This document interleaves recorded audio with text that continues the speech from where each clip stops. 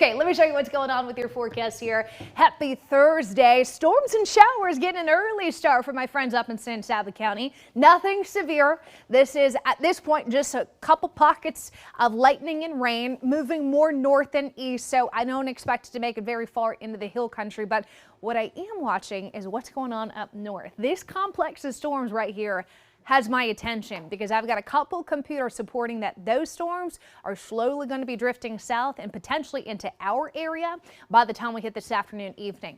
Let's start up north. Ewell Kubota weather camera there in Georgetown. Georgetown, I'm sure you're looking at that storm saying, no, thank you. I've had enough. The severe risk is low today, very low. So hopefully that brings some comfort. It is April. It is severe weather season. We don't ever completely rule it off the table, but in general, I think the severeness of these storms looks to be on the lower side, but it's the coverage that has my attention. We've got the warmth. We've got the humidity. I mean, even this morning, 60s and 70s. Afternoon highs will stay in those 80s.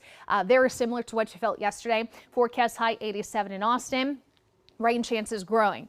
Let me show you what this computer thinks. The only hesitation here is one, it's not showing the storms that are out there now. So it's not initializing correctly, which I don't love, but you'll notice by the time we hit the later part of the lunch hour, starting to see a mix of sun and clouds, a little bit more instability. And then here comes this complex of storms, which is situated up in North Texas right now. I think this is a little generous with the coverage. I'd be shocked if everybody sees storms and showers like what this computer is putting down in our area.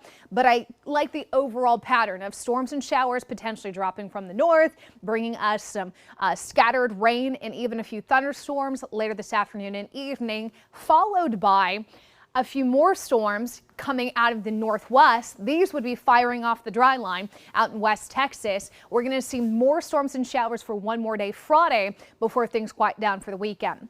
That being said, as mentioned, it's a low severe risk, but with the dry line setting up to the west, out towards Amarillo, Lubbock, Midland, all the way down through portions of the Big Bend, this is where those storms late tonight would come from if they make it across the big country long enough. So we'll see. I think today and tomorrow is going to be very interesting. It's a tricky forecast because there's not a big old storm system rolling through, so it's not very organized, but I think our rain chances are pretty good today. Medium tomorrow, and then I'm going to drop them to 10% Saturday. I think most of your weekend will be dry.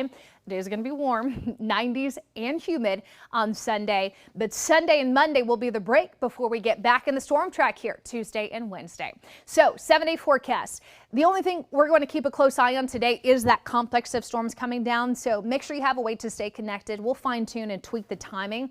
If those storms blow up and dissipate north of us, and we're going to cut down on that rain chance. Highs in the 80s today and tomorrow, 80s and 90s this weekend.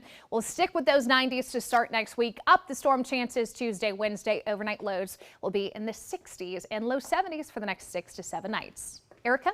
All right, thank you so much.